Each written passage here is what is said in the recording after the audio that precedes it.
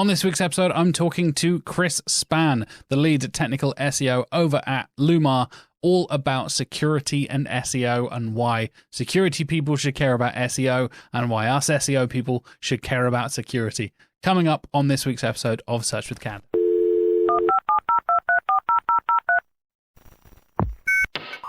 Hello and welcome to episode 2 of season 3 of Search with Candour.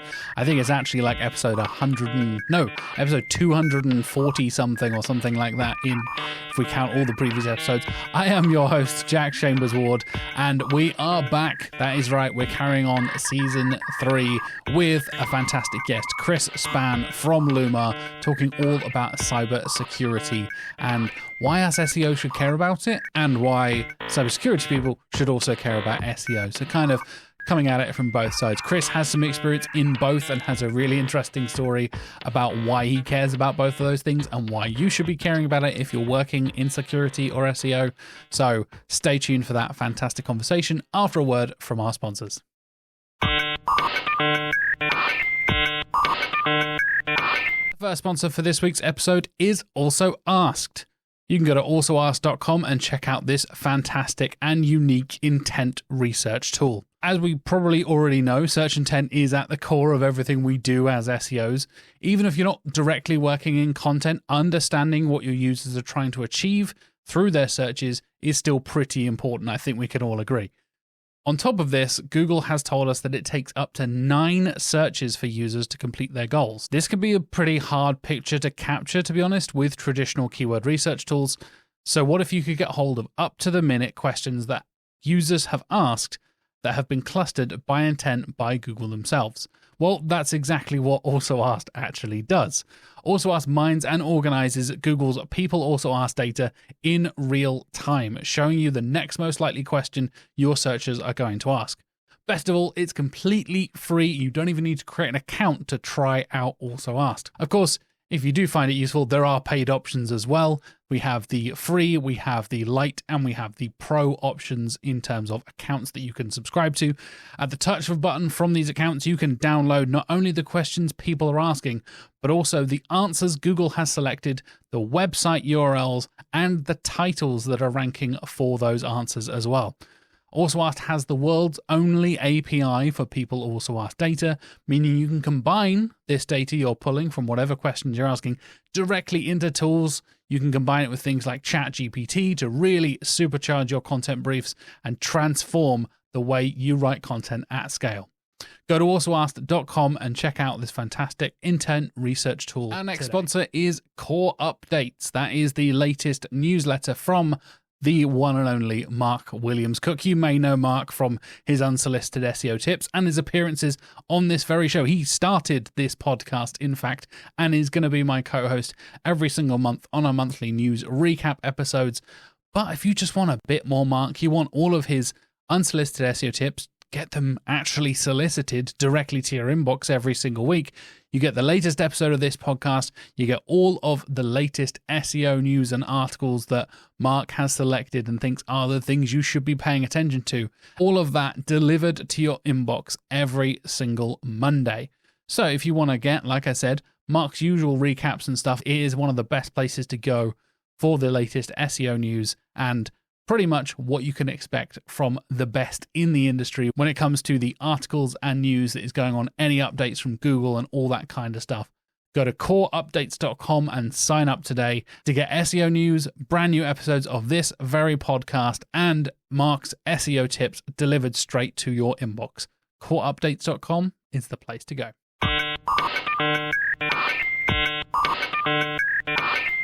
My guest this week has more than 10 years of experience in SEO and is currently the Senior Technical SEO at Lumar. Welcome to the show, Chris Spann. Hi, nice to be here. Nice to have you here. It's great. We've been talking on Twitter back and forth a little bit and been chatting around and having a conversation about podcasting and SEO and all that kind of stuff. And I love it when we get a technical SEO person in to talk about technical stuff. And we're going to be talking about security and SEO, and I kind of started off with and how they can work together. And I think you're kind of and how they often clash. So I think it's going to be an interesting conversation, right? Yeah, absolutely. It's been I'm more interested in it than most, I have learned over the last few years, but I think it's really interesting given my unique circumstances. Well, hopefully this will open it up to the rest of both the SEO and security world, and we'll get more people interested in, like we said, how they cross over, how they can benefit, and how they kind of clash and stuff. So should we start off with your background then? We're kind of leading straight into what brought you to the topic, what inspired you to make it the thing you're passionate about and seemingly no one else is passionate about. Yeah, so basically, I started in SEO in 2008, 9, something like that. And at the time I was working for a price comparison group who, because we held or we would process payment cards for some things, we actually had to be, or I think we ended up being like bank level secure, you know what I mean? So, Wow. to the point where background checked when you came in, all that kind of thing, right? And what would happen over time is that randomly things would be declared an issue and would stop working. So one day we came in and we couldn't access any Google accounts for anything, right? Oh, excellent. That's always good. Yeah, you don't need that for SEO at all. That's fine. Well, exactly, or paid search. You know what I mean?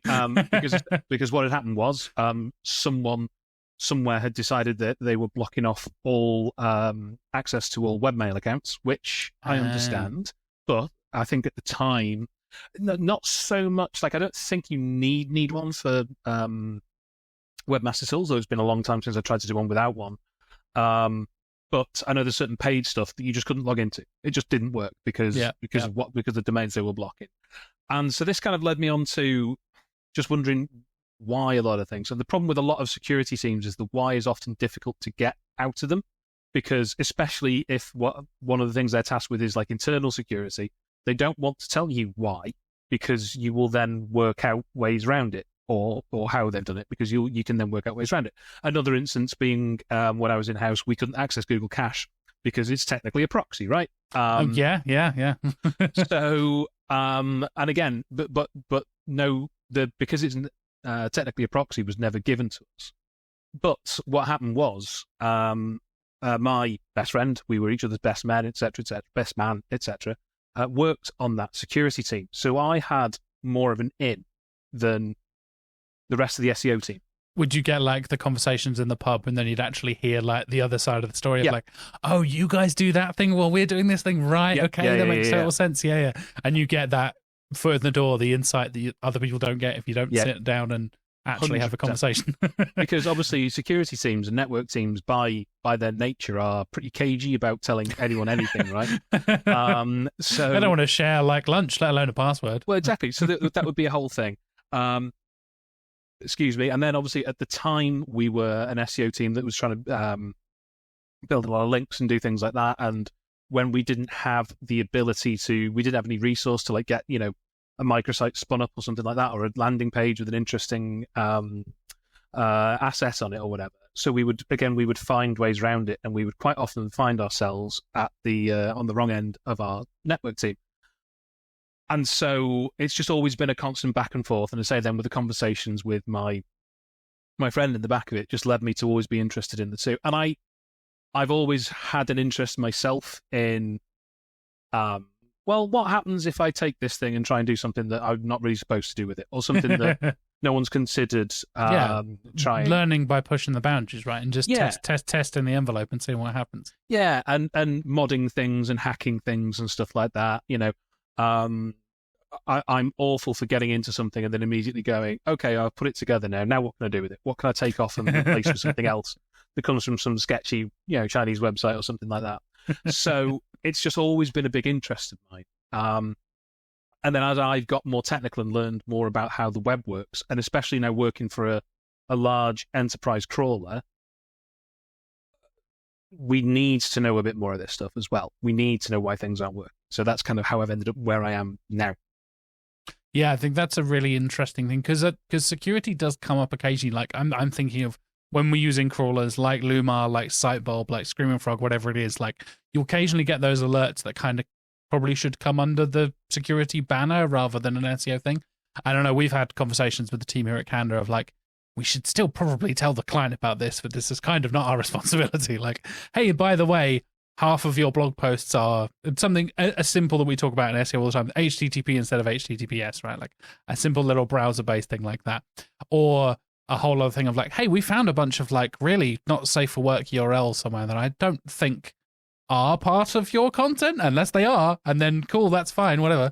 But yeah, I know I was talking to a friend of mine who works for a different agency, and they had found a bunch of hacked URLs that were essentially just loads of porn, loads of porn all over the place. And it's almost like the piggyback SEO, the stuff we've seen recently, a lot of people doing that, like chucking their affiliate links into Harvard and all that kind of stuff, like that parasite SEO kind of stuff. And I think when you see that kind of touched upon but never really discussed in like, right, but how does that work? Like, yeah, how does that get solved? How does that get identified? And a lot of the times I feel like SEO people will see a security thing and be like, and anyway, off it goes. That's not my problem. Like, but here's the thing, right? Yeah, they are your problem, because guess what? Absolutely. You get hacked. Google finds out. You get penalties. You get manual actions. You get and furthermore, there's a few things as well that might not necessarily get you a manual action, but will make your listings in the SERPs look real bad. Which then just causes the same problems. No one wants to click on it. Reputational damage. If you're KPI'd on traffic, reputational damage ends up hurting you just as much as anything else, because you can rank as well as you can, but if you're that site that got hacked, no one's going to click on you anyway. So yeah, exactly. So let's talk about crawling, I think, because that is a big thing.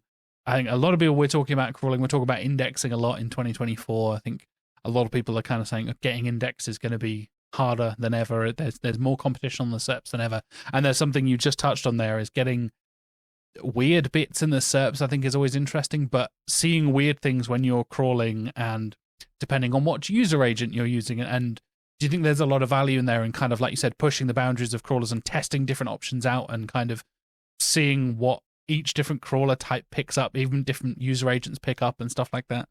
Yeah. And so this is one of the interesting things about doing what we do. So as there'll be a few teams in the business that will have crawlers or similar-ish things, but almost everyone else in the business is interested in what a user sees. And so the tools they use are going to be trying to recreate a user. So they might actually be using Chromium or something like that, and actually rendering pages and trying to be as close to the real user experience as possible. But only we are interested in what Google sees.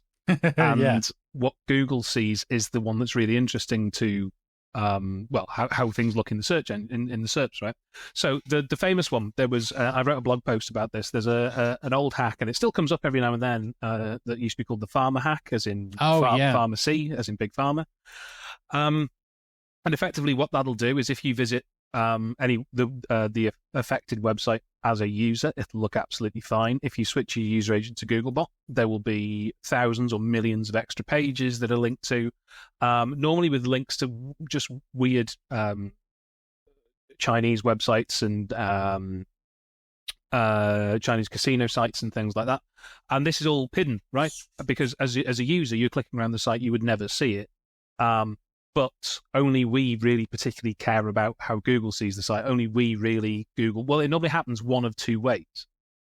All your web teams and things like that will just have URLs sat there in their browser, and they will just go straight to them, and they'll just go straight to the site every day. Or maybe it's the homepage on your VPN, whatever. So you never, or maybe if you're on the VPN, you might never see the actual live website. You only see a production version that lives in your VPN, right?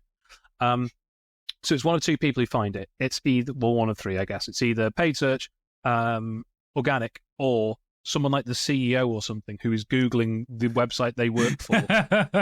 Because only they do for some reason. They can't go to, business I've invested all my life into.com. So they find it. And obviously that's worse, because then everybody gets in trouble. But it's things like that help you find these things. And obviously the other side of this in terms of crawling, again, working for a crawler, is we often have to come up with clever ways to identify ourselves to websites and to Cloudflare and things like that, to basically say, not only are we Lumar, but we are this client's Lumar account that is crawling. You know what I mean? And and things like that. Because again, when I was working the price comparison group, that's what we had to do. It was essentially we had a custom user agent that had a generated 16-bit string on the end that only myself and the guy on the network team knew. So he then knew that that particular string was safe. That was definitely us. So you just whitelist you straight away, and then we could be allow listed straight through. Right, yeah. Right. Whereas, because obviously at the same time, obviously we're a legit business. Thanks for clarifying that, by the way. Yeah, as I said that, I was just like, we didn't need to say that, but you know what I mean? We are, people recognize the name and et cetera, et cetera. There's nothing actually stopping you from just saying you are Lumar, you know what I mean? Or using Lumar for, for the stuff it's not supposed to, or, heavy competitor crawling, regardless of whether you see it as morally or whatever, okay. If you run a 1,000,000-page website and someone is using their crawler to crawl your website, well, I can understand why you wouldn't want to spend the resource on serving your website to a competitor, right? So we have all these different things where we run into security teams all the time,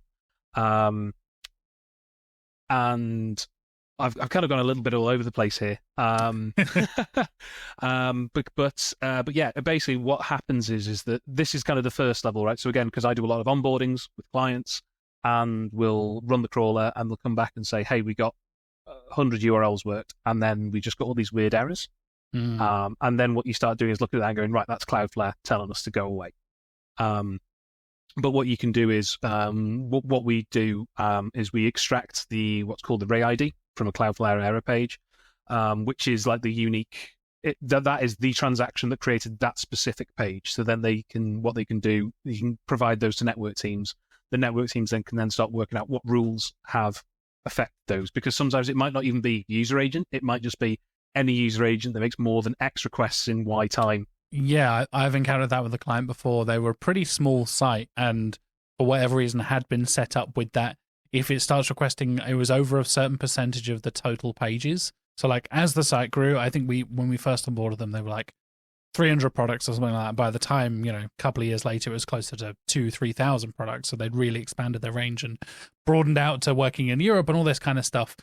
But the same rules still applied. And I was like, so what was 80% when you set up the rule of 200 pages is now like 5% of your total website, and you're in a lot of trouble when nobody can crawl anything. Yeah. And I had the exact same issue.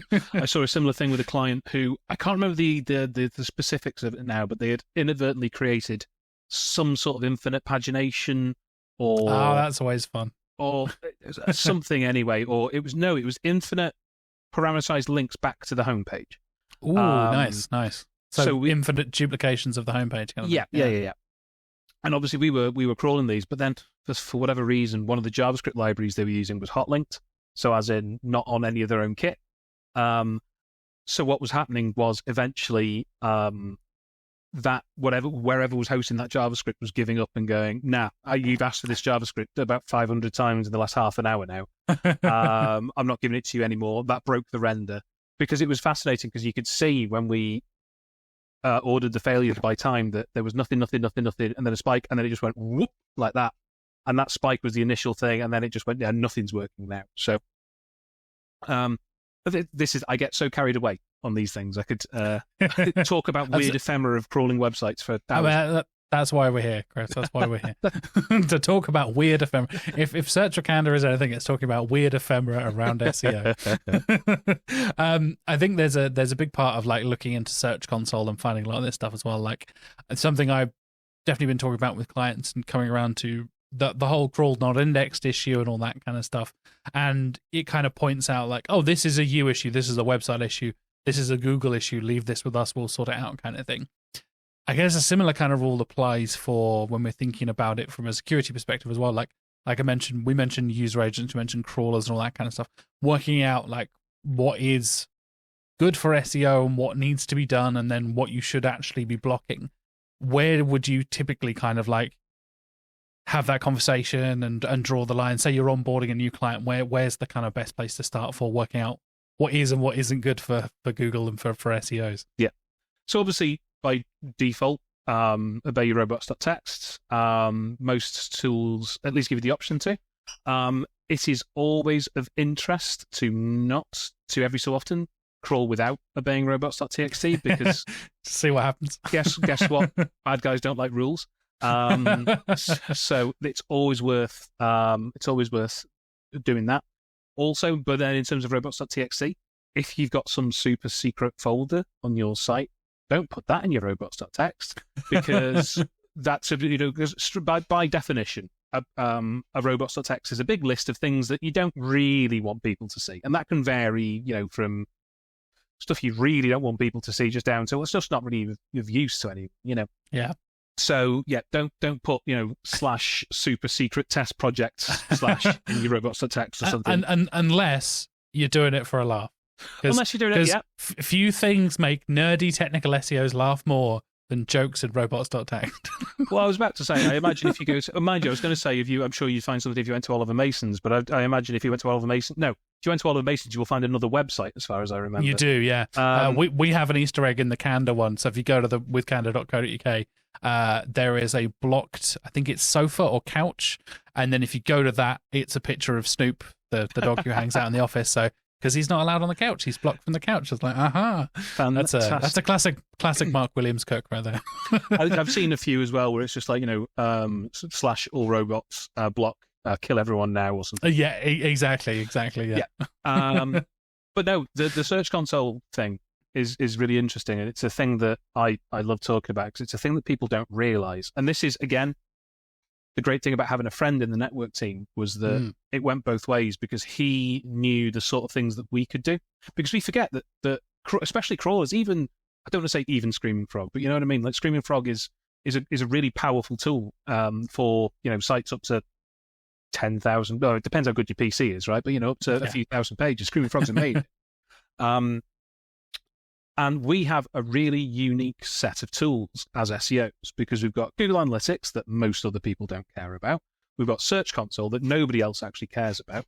We've normally got access to logs and things like that.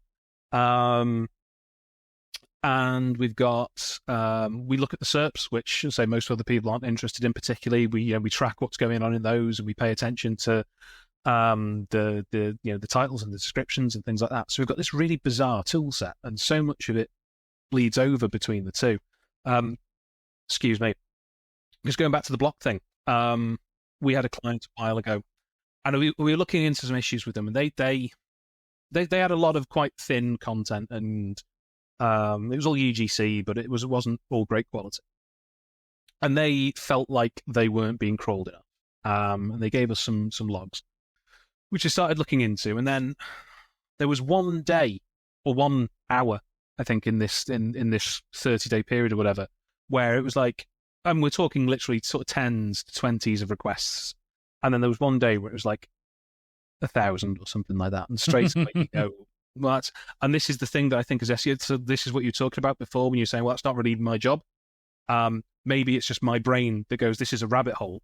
But it's just so interesting, because you can start to dig down it and go, right, well, why was there 1,000? So straight away, obviously, I go, well, what happened there? Was that Google?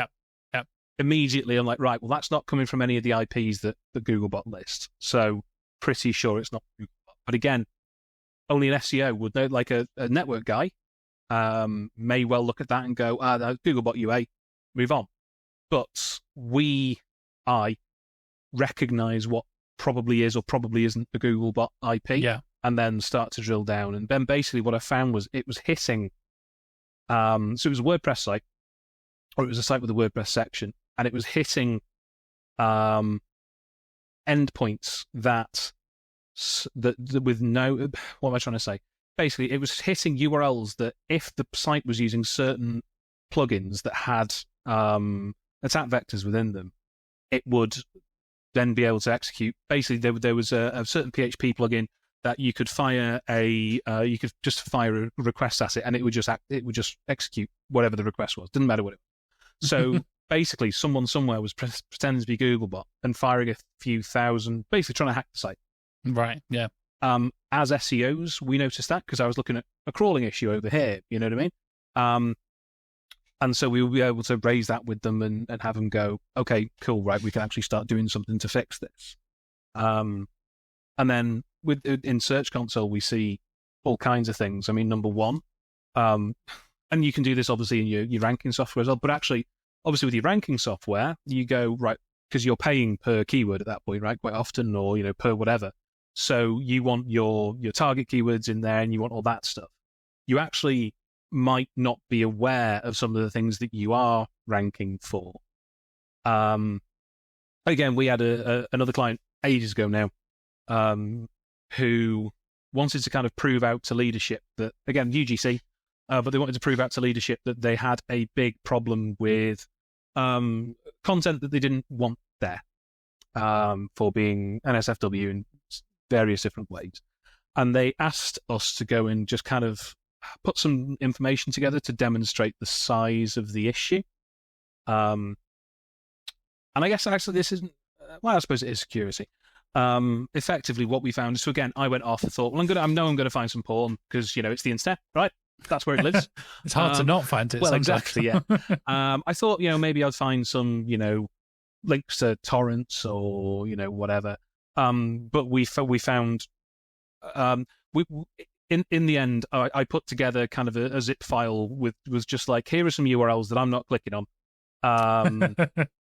Here is, if you want to Google the words that are in those URLs and see and read the Wikipedia pages it shows you, feel free.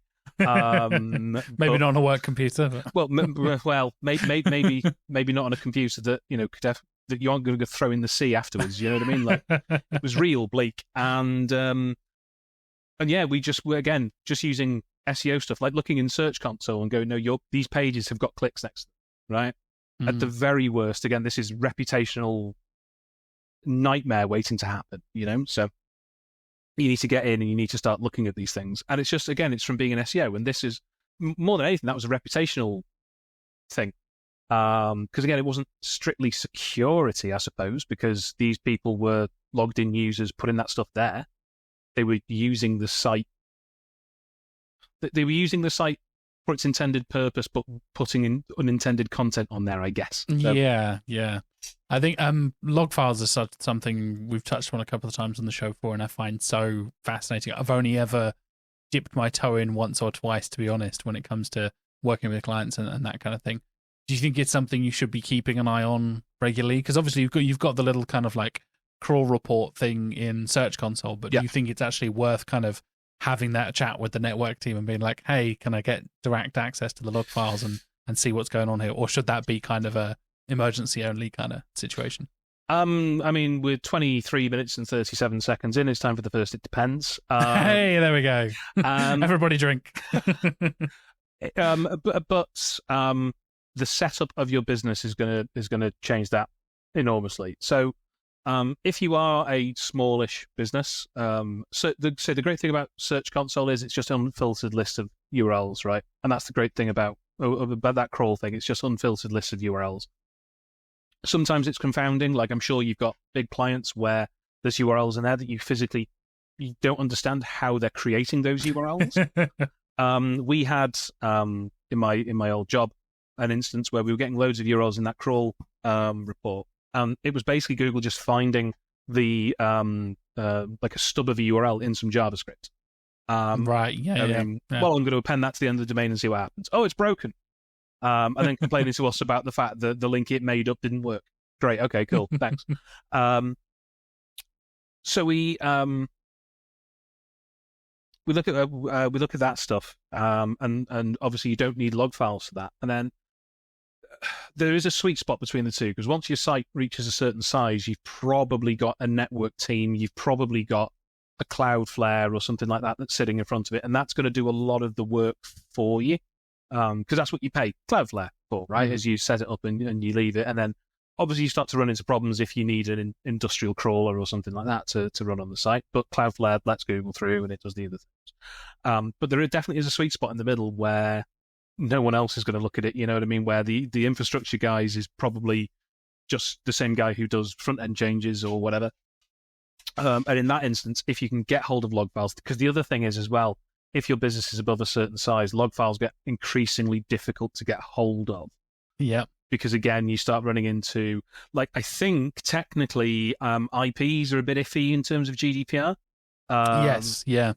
So, and then that's the thing, because like we've had places where they've said, "Oh, network, we can give you log files. They won't be useful." We'll strip all the useful information out. Yeah, because we'll have to strip out. So again, they have to strip out anything that might be, a log of someone sending your address or their credit card number, their phone number. The identifiable information that GDPR talks about, right? Yeah. So sometimes they have to strip all that stuff out and say sometimes it can be a real issue just with IP. Some network teams you can say, okay, well, can you just send me the stuff that is a Googlebot user agent? That makes life a lot easier sometimes. So there's ways and means around it, but I would say it's always worth, the biggest thing and the thing that I try and advocate for is to explain, especially if you're a more technical SEO, is to try and have a team member of the network team that gets, because at the end of the day, if the business you both work for makes more money, you both benefit from it, right? So if they can understand why you're trying to crawl 10,000 pages in an hour or whatever, then they can either tell you, they might tell you they can't do it. And then maybe you've got to try and, escalate it above them if it's really important to you, or you might be able to accept it. In other instances, you might be able to explain to them, well, we need to because of this, or this might be of use to you. You know what I mean? So, yeah, I think it's something that kind of red tape you hit a couple of times. Like you said, as soon as the company gets bigger and bigger, something I talked about with Matt Hepburn a few weeks ago about enterprise SEO. Like, as soon as you hit a company big enough, there is layers and layers and layers, and it gets exponentially more difficult the bigger the company gets, right? You start with like, oh, it's 20 people. Like, yeah, you kind of can get to know everyone. And then as soon as you get to 200, that's not 10 times more complicated. That's 100 times, 1,000, 10,000 times more complicated, and more departments and all that kind of stuff. And I think almost like building those relationships, like you said there, like if you had your best man from your wedding on the network team, it doesn't get much better than that. But I think there's an element there of like that human relationship stuff. As much as we're talking about the very technical, very robot, very internet, all that kind of stuff side of it, there is a human element to this as well, right? Of understanding, like you said, understanding GDPR from that perspective. Like you and I were both kind of, we kind of know vaguely like identifiable information is not going to be available and all that kind of stuff. And having a kind of basic understanding of what is useful for you, but what is actually available and possible, I think is useful. How do you find kind of like managing that relationship? Say, for example, take your best man out of it. Yeah. And it's just you talking to a network team and kind of trying to build that relationship. What are kind of the things you think of where it's important for us to kind of sell it to them and understand where they're coming from, and vice versa, to understand where we're coming from and kind of like, hey, here's what SEOs need. What do you need from us, kind of thing? Yeah. The big thing, I think, is demonstrating your, and this is going to sound mercenary, I guess, but demonstrating your worth back to them. Or, showing them that, because again, the likelihood is within the business, the technical SEO and the network team are the people who are most able to crawl or look at an entire website in live, because it's their jobs to know what the website looks at, how it behaves under certain conditions in live.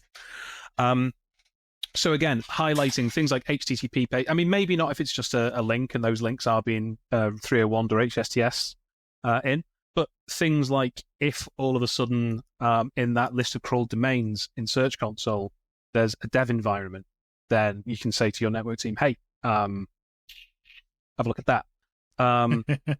Things like, quite often as SEOs, we have Google Alerts set up for clients or for the business that we work for.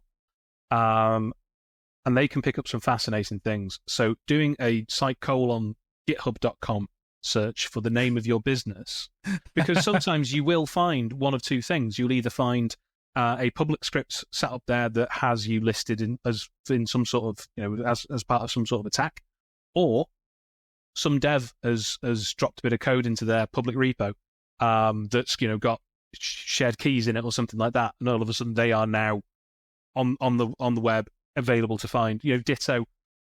I saw, in fact, was it I think it was Mark from Candour saying the other day about indexed Google Pages, Google Docs with passwords in.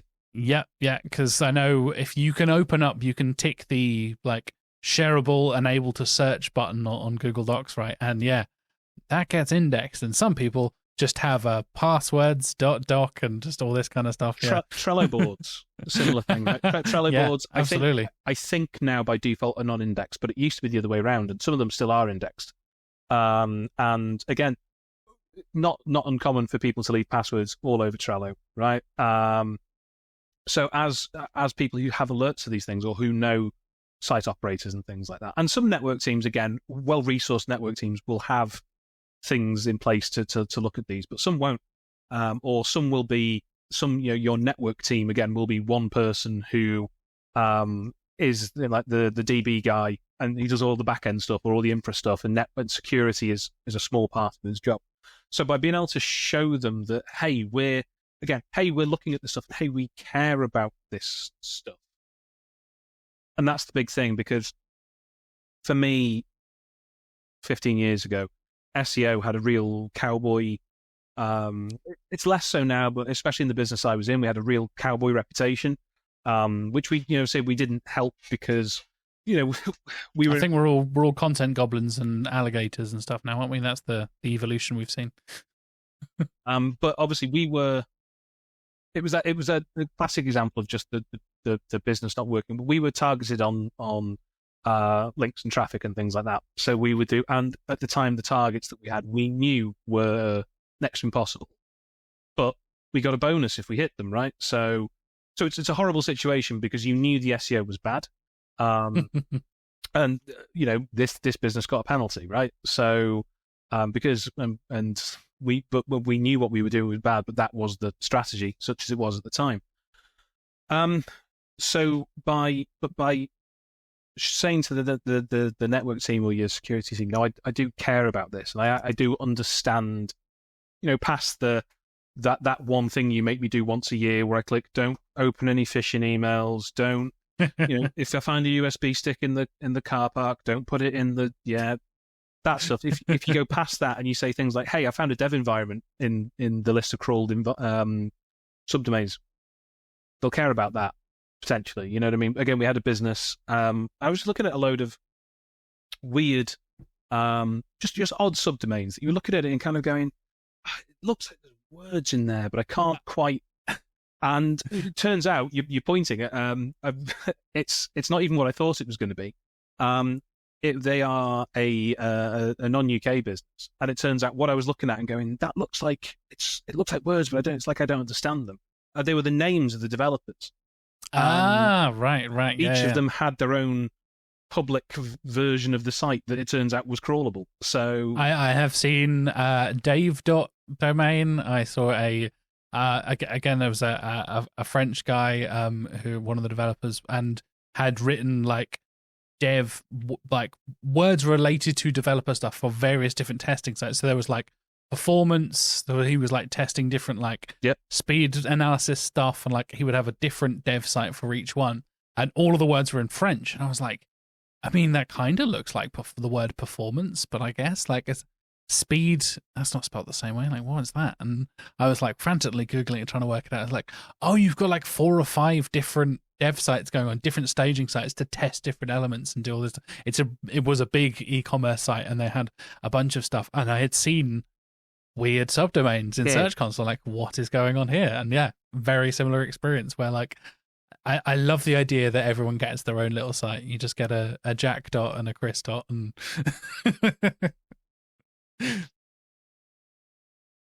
so when we're thinking about the kind of selling it to them and explaining why it's important to us, right? I think bringing that business element into it is really important as well. Like we're saying, you bring an element where it's not just don't write your passwords down, don't blah, blah, blah. Like you take it to that next level and you show some interest. You're like, oh, by the way, here's a crawlable subdomain. They're like, oh, this guy actually might know a little bit about what he's talking about. And then why that is important is because it impacts us, and whether you're marked on KPIs in terms of traffic or revenue or whatever it is, like it's going to affect the site and the company as a whole at the end of the day and all that kind of stuff, right? I find that kind of like finding common ground and common goals between you and developers and network teams, all that kind of stuff, being a key to kind of making sure everyone's understanding each other and singing from the same hymn sheet, rather than, well, my KPIs are traffic, so you need to sort this out. It's like this is how it will affect everyone. Yeah, and ultimately, security they're not just when we think about security and cybersecurity, we think about hackers draining bank accounts and stuff like that, right? Well, not even, right? We see it all the time. Or not even in terms of like in the video game space when they have leaks and things like that, and not even necessarily personal information about staff and things. The example we were talking about before, where each dev had their own subdomain that was crawlable. Well, what if one particular dev is working on the big new product launch or rebuilding, doing the redesign that's been under wraps for the last year or something like that? As I say, has on the front page, we now do this or that, or we are merging with, and these are things that cause reputational damage. They cause deals to go under. They do all these things. Again, depending on the country you're in, depending on the issue that you have, you can be fined for them as well. Yeah, you can break contracts for that kind of stuff. Yeah, exactly. So NDAs can go under because of these things, right? So they're not just focused on credit card numbers and and information about all that stuff. It's not always as James Bond as that, right? Sometimes it's just Google found something and indexed it. I mean, what was there was a famous story a few years ago, and I think it was the Mirror Group maybe.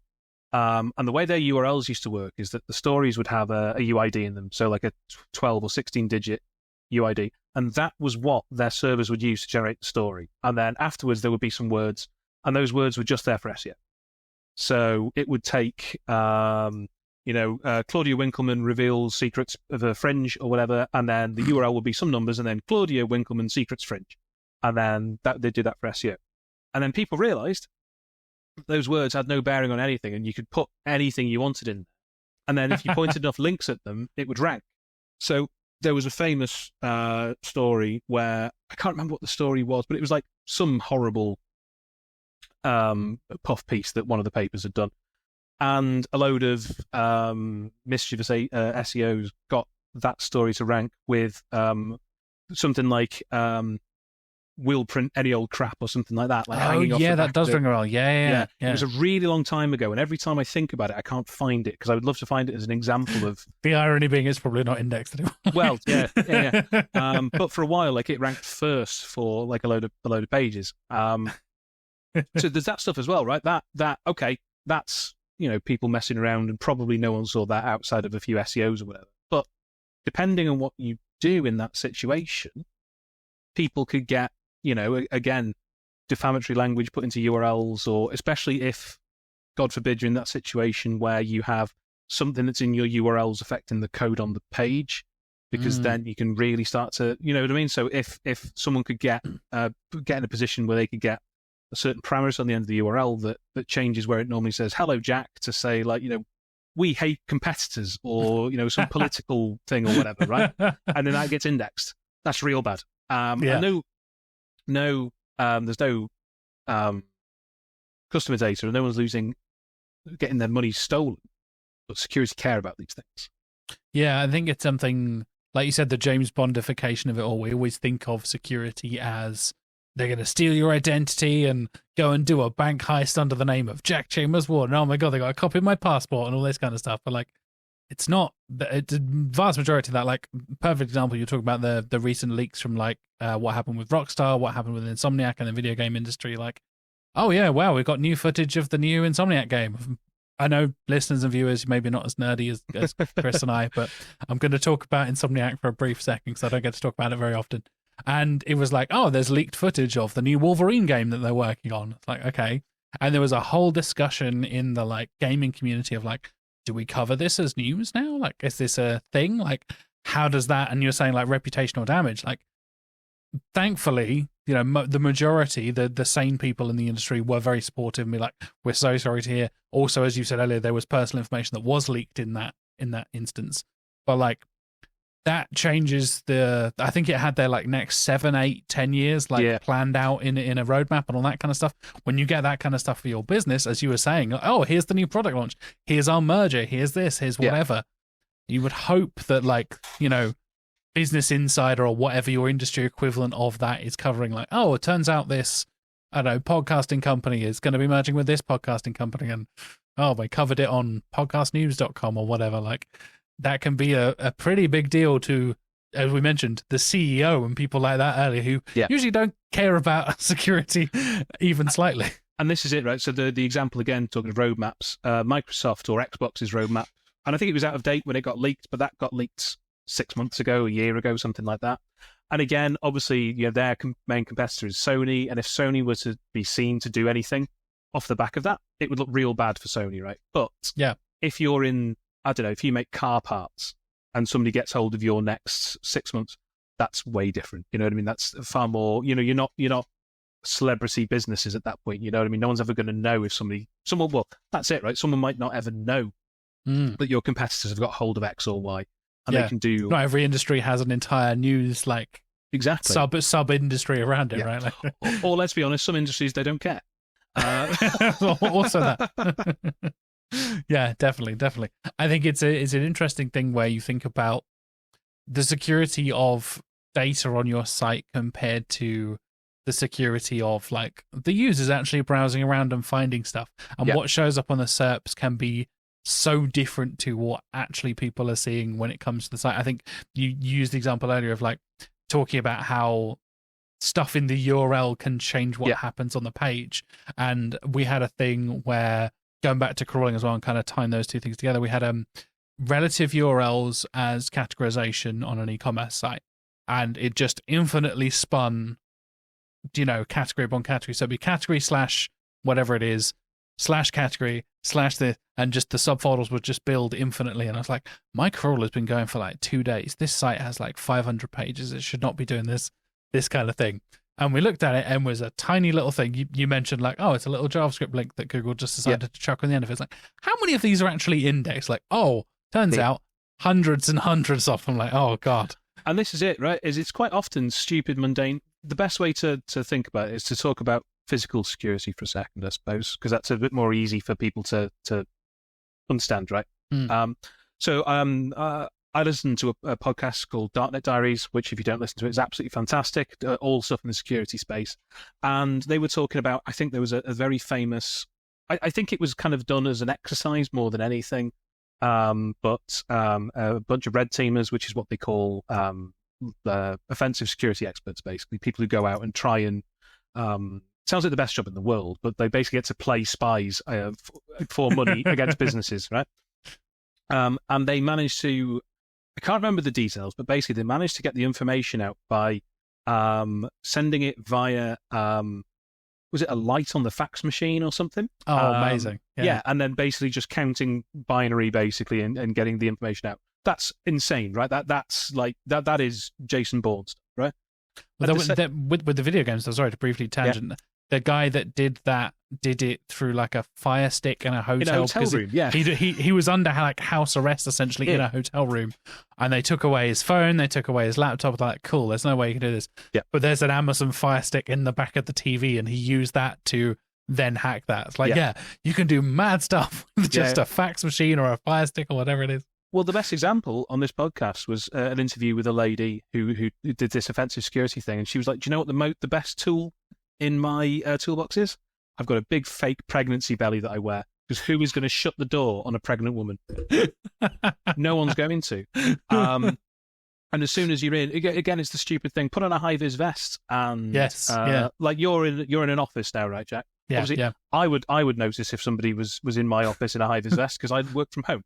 But when you're there are multiple businesses in this building, and then when you're in a shared space, right? So when I used to work in an office, we would have people coming around and checking the fire alarms and things like that. And again, I remember certainly of my friend who I was talking about earlier. He went on a security course, and there was a guy there who said that whenever he was red teaming, he would put on a high-vis jacket and he would pick locks. And he said that he was only ever stopped once, which was by somebody who asked him if he wanted a cup of tea. Because, and this is what I'm talking about. It must be a locksmith, I guess. Sometimes these things are and this relates to websites, right? Sometimes the things are so mundane and so daft that you overlook them in the name of really complicated things. And sometimes, as you say, it is just a tiny, tiny little link on the page, or the fact that the page canonicalizes to whatever's in the address bar. So then you can actually escape out of the canonical tag, and then just start basically running JavaScript on the client, and then at that point you can do whatever you want with the client's, well, not quite whatever you want with the client's PC, but close enough. You know what I mean? Sometimes these things are so minor and so tiny, and it's not, infiltrating the mainframe and all that stuff. Sometimes it's tiny. Tom Anthony from Search Pilot has done a YouTube talk about, or the talk that's on YouTube rather, about fuzzing, which is basically just putting stuff that isn't expected into text boxes. So if you're given a text box on a site, what happens if you start putting HTML into it? What happens if you start putting JavaScript into it? What happens if you start putting JavaScript inside HTML tags, inside other HTML tags, inside script tags? How far down does it strip these things out? And it sounds mad, but guess what? If somebody stands to make £1 million out of doing it, or whatever, why would they? Why wouldn't they rather? Well, because it's illegal and blah blah blah. But you know what I mean? Someone will. Yeah, I think that's an interesting thing to kind of wrap things up with. Is kind of like we think about it as a big deal, right? We think about hacking as a big deal. Oh my god, it's going to take down the entire website, but it can be the simplest, tiniest little thing. Again, using the physics example of like, oh yeah, I wonder if you could just wear like a boiler suit that looks like a locksmith kind of outfit. Like, I don't know what I've never met a locksmith. I don't know what they dress like. Maybe they just dress like me. Maybe they're just in like a band t-shirt and some jeans. I don't know. Like, should they be in high vis? Is that a thing? Yeah. But high vis makes it look more authoritative, so you can just kind of, just walk in through a door. I always think, like, what would happen if you left a business on Friday and then on Monday morning just tried to walk through reception? Yeah, definitely. And like, especially with like shared buildings and stuff like that. Yeah. And there is a shared space not too far from us where we host our Search and Orange events, and they have a receptionist on there. And I just I buzz in once and I'm like, hey, it's me. And they're like, yeah, cool, no worries. Yep. And let me in. But like you said, if you then leave and then come back a couple of days later, but you're actually not with the company anymore, oh, sorry, I haven't got my card or I haven't got my badge or whatever. Be like, oh, no worries, Jack, come on in. Yeah. Like, That's it. I was in my old job for 10 plus years. You know what I mean? I was very much part of the furniture. And especially if you've got a back door or something like that, spokers normally go through or whatever. But it's the easiest one to get through from the car park or whatever. You know what I mean? It's amazing what you could probably get away with. Oh God, let's not end it there. Oh no. The bad encouragement on the listeners and viewers. Any closing thoughts then, Chris? So let's go away from encouraging our listeners to become hackers and thieves and things like that.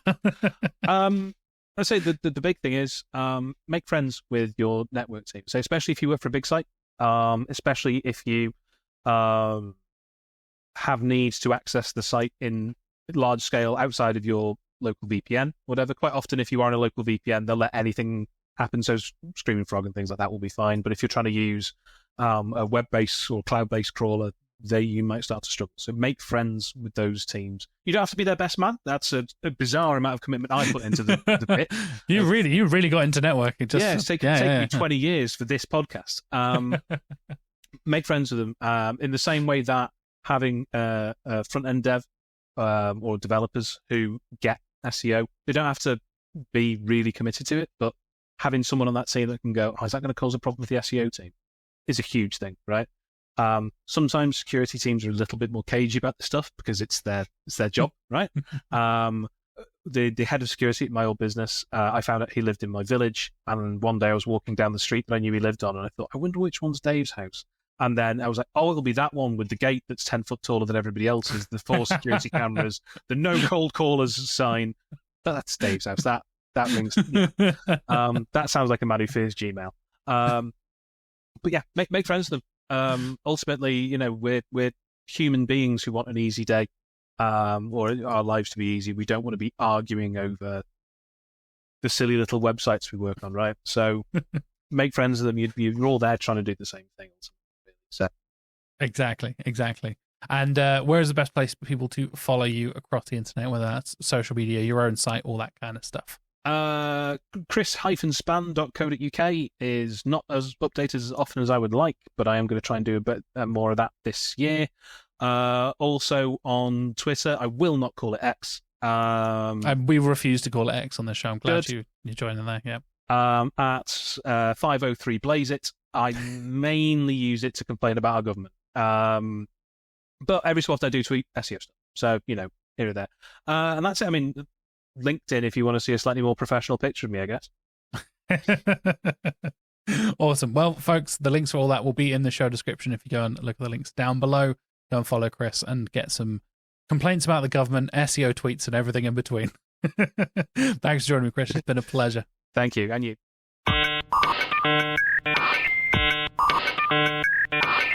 And that wraps up episode 2 of season 3. If you've been watching this on YouTube or Spotify, thank you so much. I hope you're appreciating the visual side of things we're now doing with the podcast. If you're listening anywhere else, of course, a huge thank you. If you've stuck around for a very long time, or if this is your first episode, welcome. Thank you so much for listening. I hope you enjoyed my conversation with Chris. I thought it was really interesting to get a different perspective on cybersecurity and how it kind of relates to SEO in many different ways. I have some fantastic guests coming up over the next few weeks, including the likes of Alex Harford, including the likes of Matt Coley, including Riley Hope, and including Nate Matheson as well. A variety of different topics. And of course, we'll be back towards the end of the month. That is the last episode in January. It will be Mark and I reuniting like we used to do back in season 2, all recapping the monthly SEO news. So we will keep you up to date. If you're not already subscribed to Core Updates and getting the weekly updates, we'll be cherry picking the highlights from across the month and running them down and debating, discussing, and I'm sure fighting over them as well, as Mark and I always do. So please do stay tuned for that. Like I said, fantastic guests coming up throughout the season and plenty more planned for the rest of the year for Search with Candour. Hopefully you'll be back next week. I know I'll be back next week. And if you will, thank you so much for listening and have a lovely week.